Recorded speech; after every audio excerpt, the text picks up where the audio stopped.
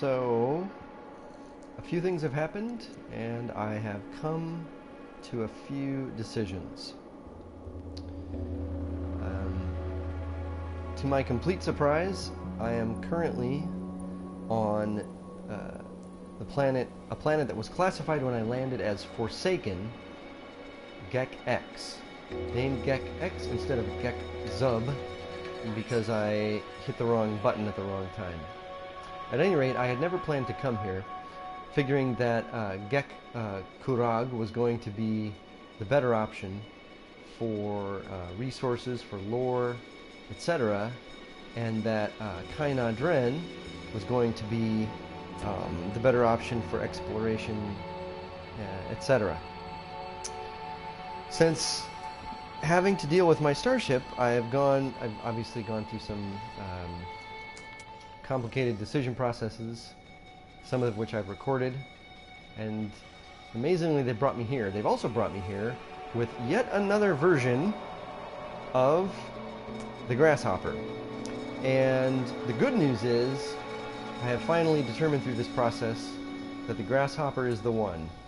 The Grasshopper is the ship I want to outfit and take into the stars. Now, when I left and when I stopped at a stopping point where I said I was going to save the game with the Zoomio, it was partly on the basis of information I had that said that different classes of ships had different capacities, and I would need the increased capacity of a freighter to justify the time spent acquiring the thing and heading out into the stars.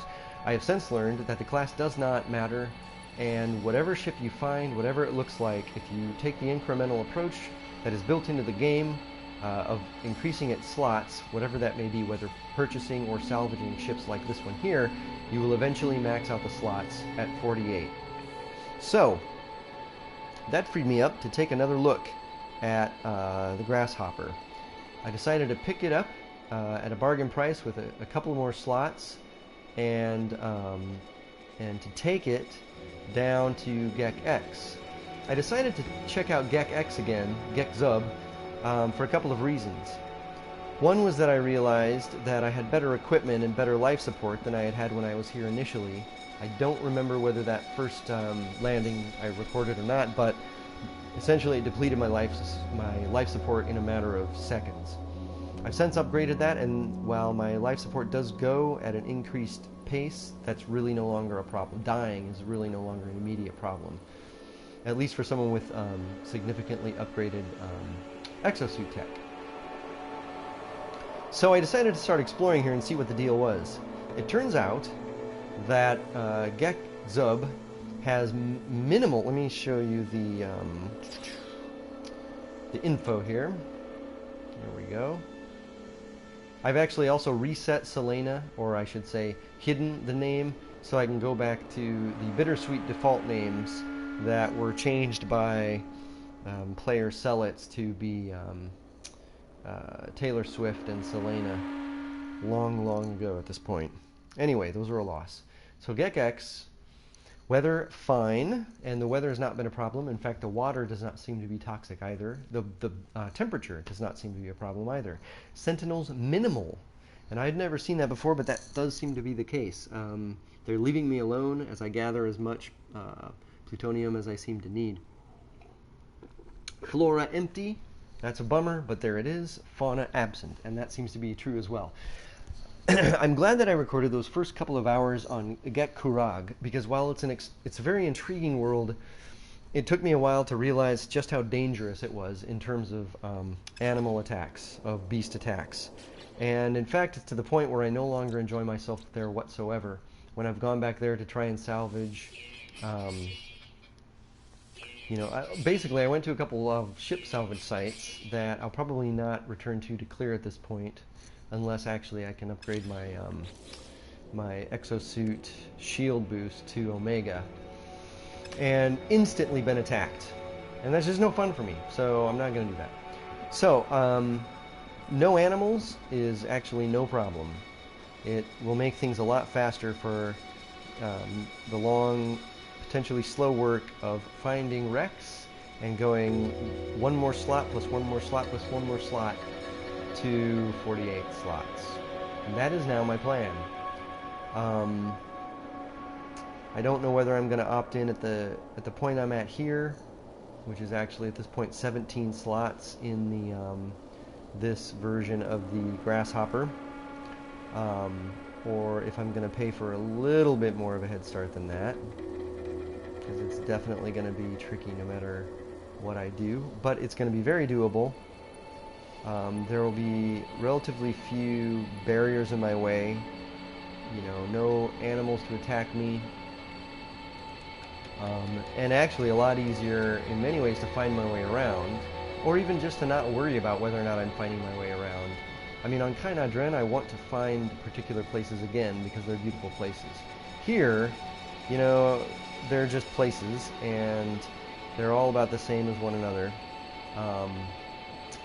And they're all a lot like this. But, you know, this does have its perks, so I can't complain too much about that. In the end, I know now that I want to grab the Egiokiv. This ship here, I want to be the one I take with me at 48 slots. I know my path to doing it. I should have a steady resource stream to doing it.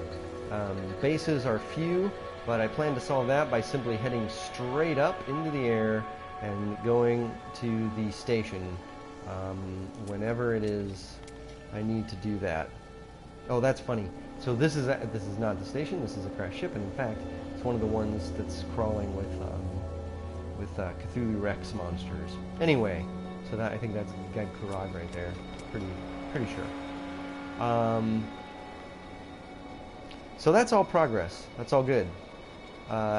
You know, I will say that this ship here is the third, which did not have a larger capacity than the one I have now. So it's going to be a bit of a process, and I'm probably not going to do, I don't know.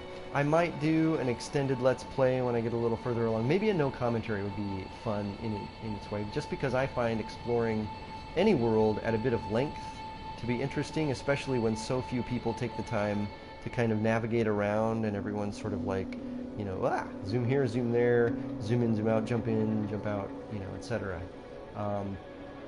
Since that's not my style, I think it's probably worth recording a bit of what I do.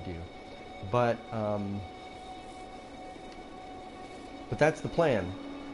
What I will do, what I might do, is record a few isolated, no commentary Let's Plays for lore sites, like the last one I did, because there does seem to be good lore. And if I had known before, actually, or if I had sort of thought about it, I guess, before, and realized that that transmitter stations have a chance of finding monoliths and ruins, or a crash site, or another transmitter station, I would have done that instead of choosing monolith each time, because it would have given me more diversity in what to look to.